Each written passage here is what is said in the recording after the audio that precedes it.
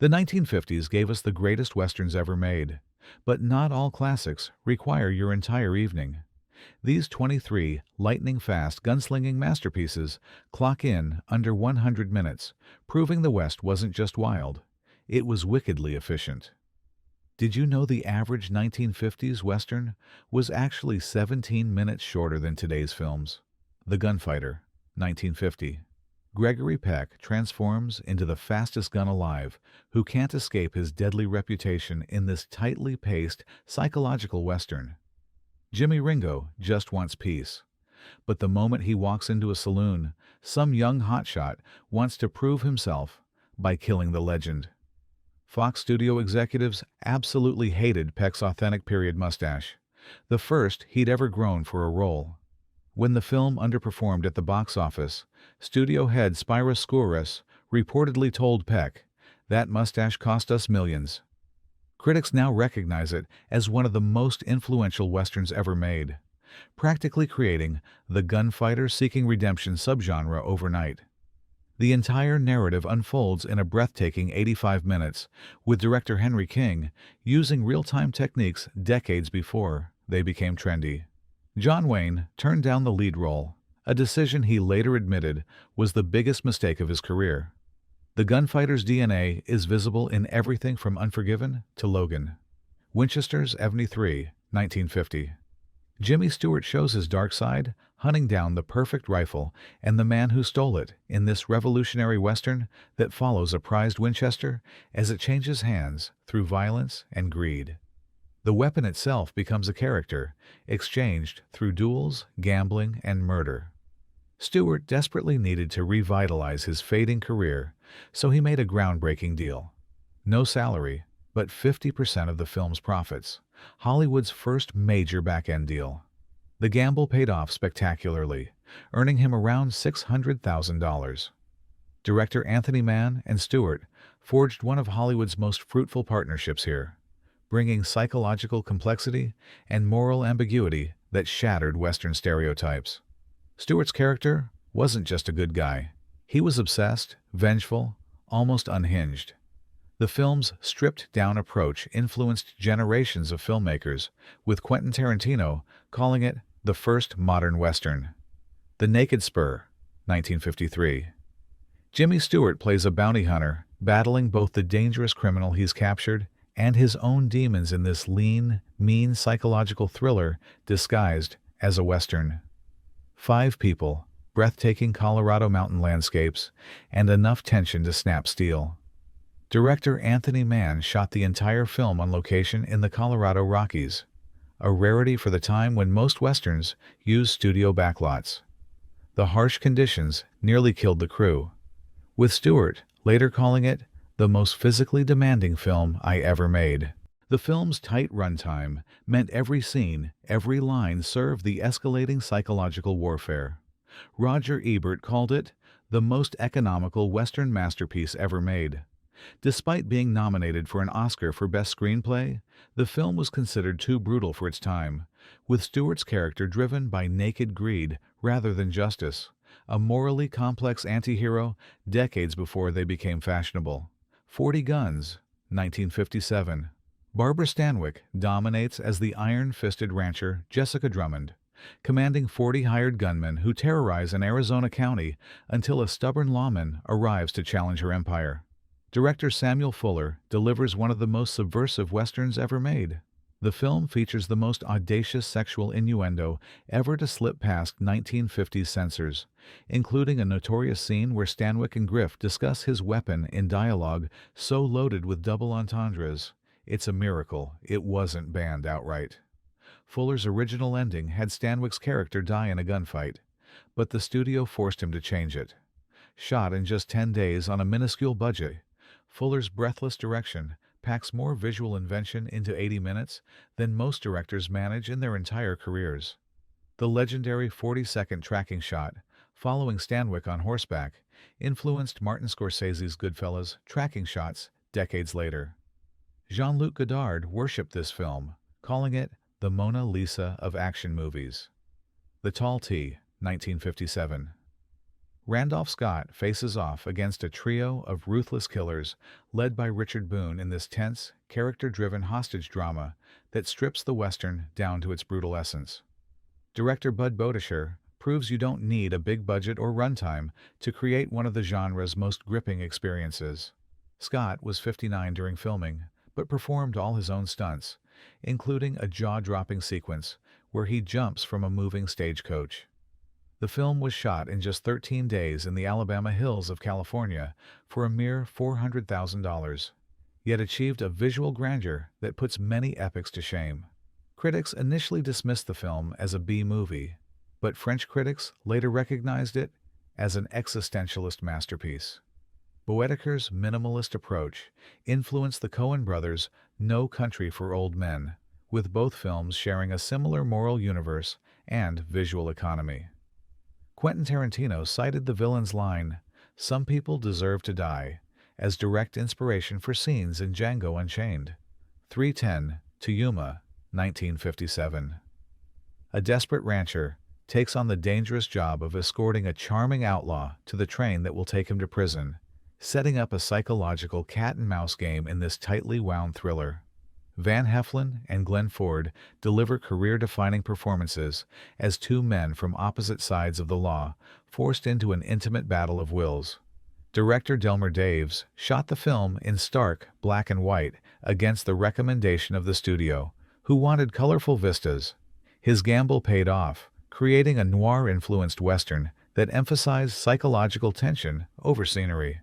The film's famous clock-ticking structure, where everything builds toward the arrival of the 3:10 train, was revolutionary for Westerns, which typically unfolded at a more leisurely pace.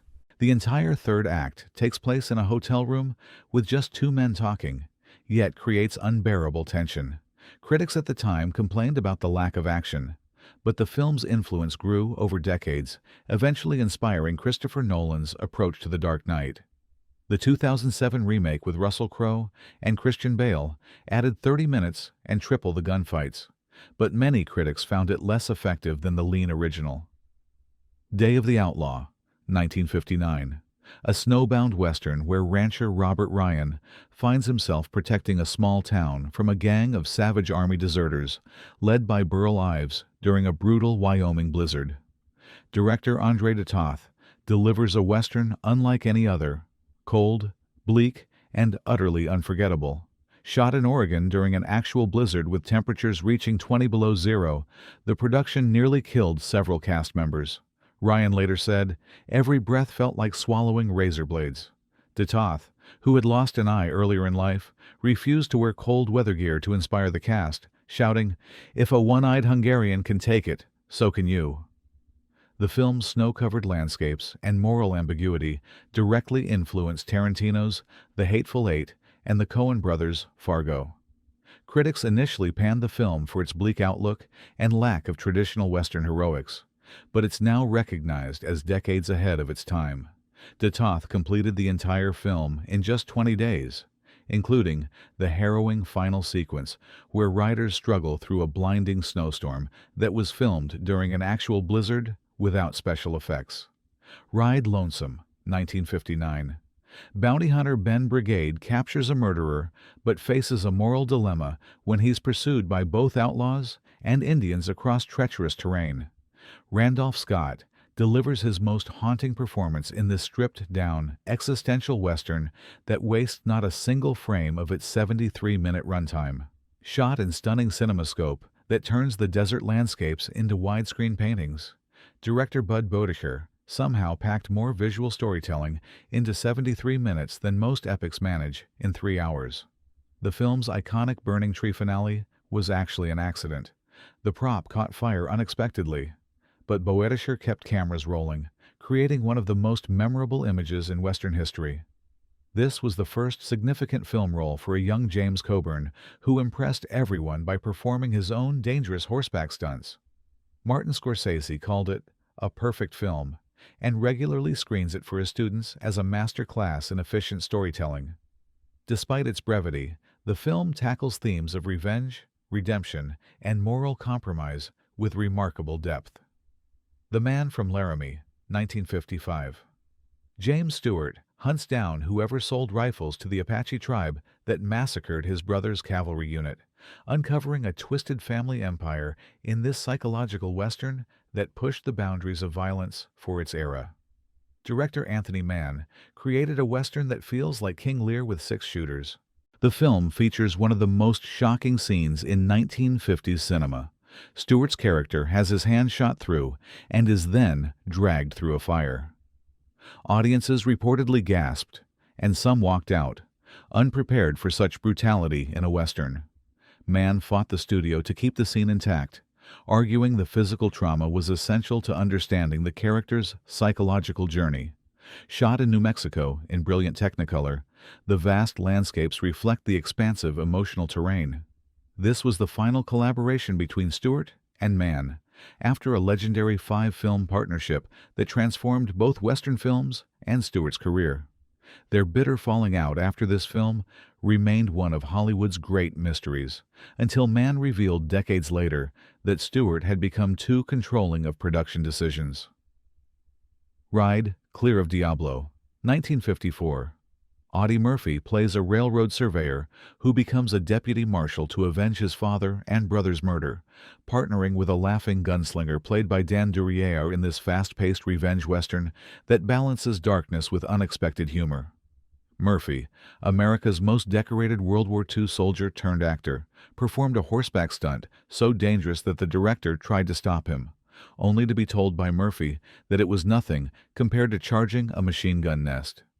The film's remarkable economy allows it to pack in more action sequences than Westerns twice its length.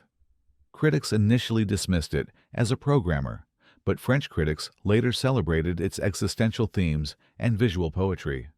Director Jacques Tourneur, better known for his horror films, brought a uniquely nightmarish quality to the Western landscape.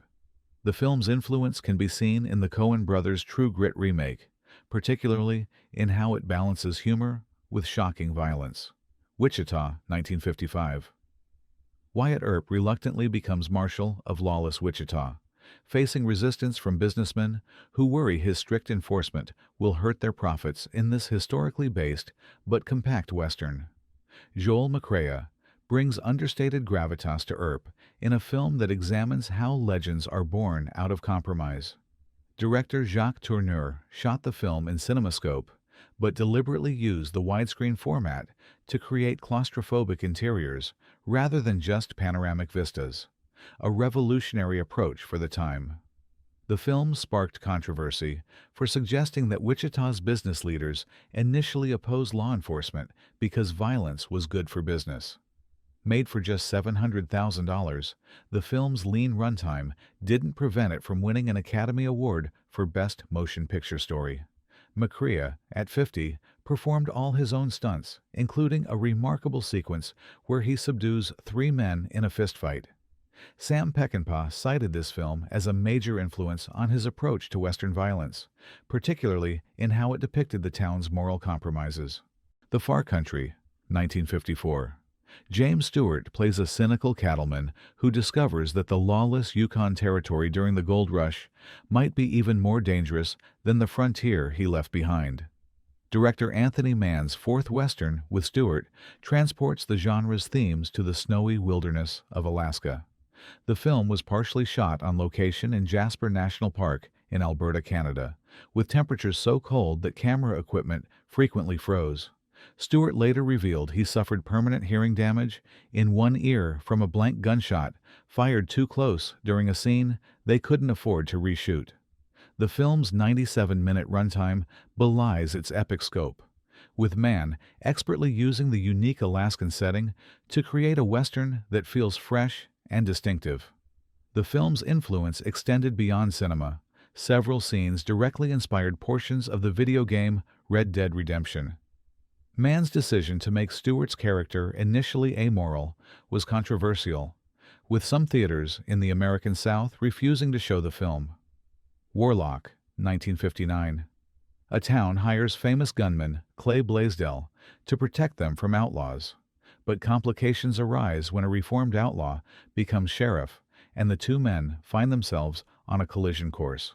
Henry Fonda and Richard Widmark create electric tension in every scene they share. Director Edward Matrick filmed this psychological western in just 32 days, bringing it in under budget and under the crucial 100-minute mark that allowed theaters to screen it more times daily. The film features subtle, homoerotic undertones between Fonda's character and his companion played by Anthony Quinn, something that somehow slipped past 1950s censors. Despite its commercial success, the film was buried by its studio due to its ambiguous morality and subtle criticism of McCarthy-era America through its exploration of hired enforcers and mob rule. Critic David Thompson called it the hidden masterpiece of 1950s westerns. The film's complex portrayal of law enforcement versus vigilantism directly influenced modern TV series like Deadwood and Justified. The Tin Star, 1957. A bounty hunter reluctantly mentors an inexperienced young sheriff while helping him deal with dangerous outlaws in this tightly crafted western that examines the moral complexities of frontier justice. Henry Fonda and Anthony Perkins create a compelling mentor-student dynamic that drives this efficient narrative. Director Anthony Mann shot the film in a mere 24 days, yet it received an Academy Award nomination for Best Original Screenplay.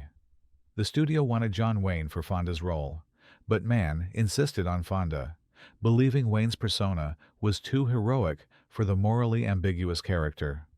The film's compact runtime forced Mann to convey character development through visual storytelling rather than dialogue. Critic Lindsay Anderson praised how every shot served both narrative and thematic purposes simultaneously. Perkins, cast against type before Psycho made him famous, studied with real law enforcement officers to make his inexperienced sheriff believable. Clint Eastwood cited this film as a major influence on his own Western Unforgiven. Hell's Crossroads, 1957. A member of the Jesse James gang falls in love with a marshal's daughter, forcing him to choose between loyalty to outlaws and a chance at redemption. This lightning-fast B-Western packs remarkable character development and moral complexity into its brief runtime.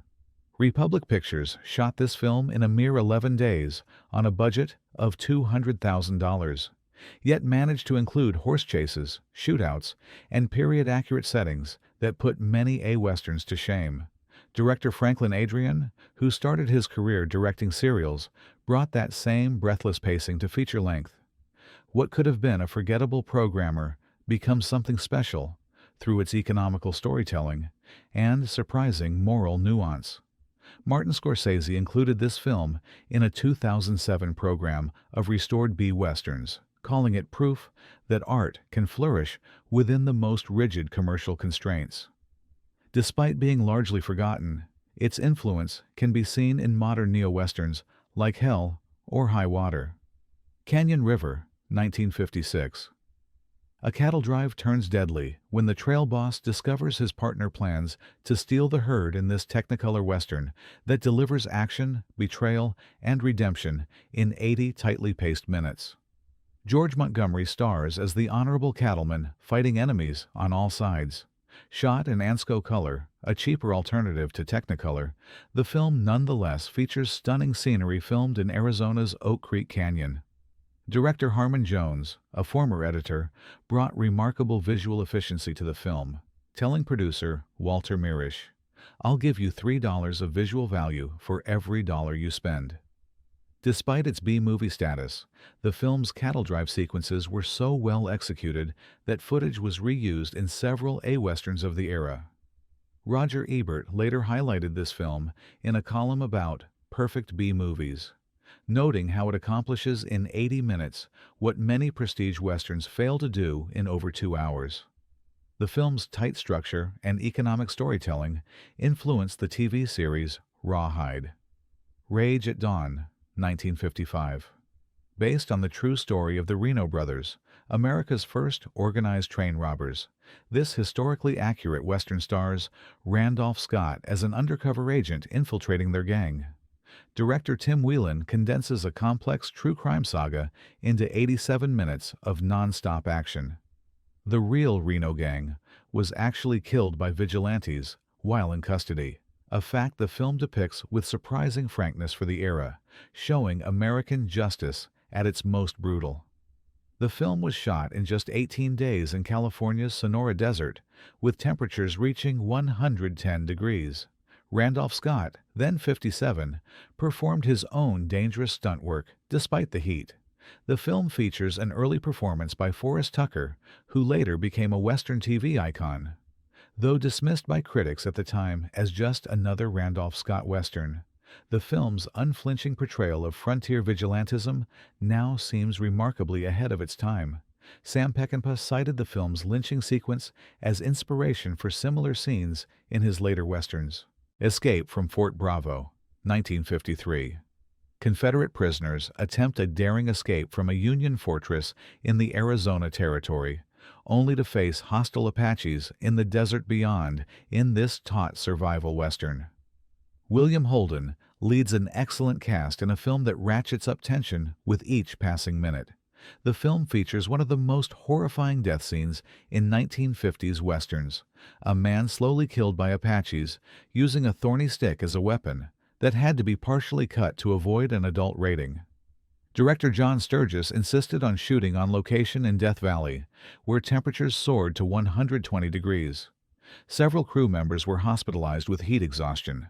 The film's remarkable efficiency turns what could have been a simple adventure story into a meditation on divided loyalties during the Civil War. The New York Times praised how it accomplishes more genuine drama in 98 minutes than most Westerns do in twice that time. Sturges later expanded on the techniques he developed here in his masterpiece, The Great Escape, The Fastest Gun Alive, 1956. A reformed gunfighter, living in anonymity as a shopkeeper, is forced to strap on his guns again when a notorious outlaw comes to town. Glenn Ford delivers one of his finest performances as a man haunted by his deadly reputation in this psychological Western. Director Russell Rouse shot the film's climactic gunfight in a revolutionary way, focusing entirely on the gunfighters' faces rather than their hands, creating unbearable tension. The film features a remarkable continuous 3-minute take of Ford confessing his secret past to the townspeople, an incredibly difficult technical achievement for the era. The film includes a bizarre but captivating dance sequence where a man twirls guns while dancing, a scene so odd yet mesmerizing that it's been homaged and parodied in numerous films since. Despite being shot in just 24 days on a modest budget, the film was a substantial box office hit. Broderick Crawford's villain directly influenced Gene Hackman's portrayal of Little Bill in Unforgiven.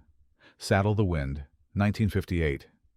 A retired gunfighter trying to live peacefully as a rancher faces trouble when his wild younger brother brings home a dance hall girl and starts a range war. Director Robert Parrish delivers a psychological Western with surprising depth despite its brisk 84-minute runtime. The film features a screenplay by Rod Serling that's filled with existential dialogue unusual for Westerns of the era. Robert Taylor was 47 during filming, but performed all his own writing stunts, including a dangerous sequence where he gallops down a steep mountainside that the stunt coordinator initially refused to attempt. The film's exploration of toxic masculinity through the younger brother's character, played by John Cassavetes, feels remarkably modern. Julie London, known primarily as a singer, delivers a nuanced performance that challenges Western gender stereotypes of the era. Though initially considered a minor Western, the film has been reassessed as ahead of its time in its psychological complexity, with Martin Scorsese including it in a 2018 program of underappreciated classics. Great Day in the Morning, 1956. Set in Civil War-era Denver, a Southern gambler finds himself caught between Union and Confederate factions while pursuing gold and the affections of two very different women. Robert Stack stars in this politically complex Western that unfolds at a breathless pace. Director Jacques Tourneur, known for his horror classics, brings unusual visual techniques to the Western genre, including expressionistic lighting and unsettling camera angles that create a sense of mounting dread. The film was one of the first to use Technicolor's new Superscope process, allowing for widescreen presentation at lower cost. Despite its modest budget and runtime, the film tackles the complex political divisions of the Civil War era with remarkable nuance. Virginia Mayo performed her own stunts after her double was injured, including a dangerous scene where she drives a wagon at full gallop through rocky terrain. Though initially dismissed as a programmer, the film was later championed by French critics who appreciated its moral ambiguity and visual sophistication. Man with a Gun, 1955. A notorious town tamer with a brutal reputation arrives to clean up a lawless community but faces moral questions about his violent methods. Robert Mitchum brings cold intensity to his role as a man who brings peace through increasingly questionable means. Director Richard Wilson, a protege of Orson Welles, shot this film in a stark black-and-white style that emphasized shadows and silhouettes, creating a noir-influenced Western that stands apart visually from its contemporaries. The film was completed in just 20 days on a budget of $500,000. The film's exploration of whether the ends justify the means feels remarkably relevant today. Mitchum, who typically projected laid-back coolness, deliberately played against type as a tightly wound, almost mechanical enforcer. Though made on a B-movie budget, the film's sophisticated moral questions and visual style influenced later revisionist westerns. Clint Eastwood cited this film as partial inspiration for his character in High Plains Drifter. Last of the Comanches, 1953. The sole survivors of a Comanche attack, 6 soldiers and several civilians, must cross dangerous desert territory with limited water in this taut survival western. Broderick Crawford leads the desperate group in what's essentially a western reimagining of the classic film Sahara. Director Andre de Toth insisted on shooting in Death Valley in summer for authenticity, resulting in 3 crew members being hospitalized for heat stroke. The production used real Comanche tribal members as technical advisors, rare cultural sensitivity for 1950s Hollywood. Despite its brief runtime, the film features remarkably complex characterizations for its era, including sympathetic portrayals of Mexican and Native American characters that challenged stereotypes. The film's water conservation scenes were so realistic that they were later used in military survival training videos. Though overlooked on release, the film's influence can be seen in modern post-apocalyptic cinema, with George Miller citing it as an inspiration for his Mad Max films. There you have it, 23 Western gems that prove greatness doesn't require epic length. Which of these tight, tense classics have you seen? The 1950s perfected the under 100-minute Western, yet modern filmmakers seem incapable of telling these stories without bloated runtimes. Has Hollywood forgotten the power of brevity? Or are we just too attached to our streaming binges to appreciate the punch of a perfect 85-minute Western? Let me know your thoughts in the comments below.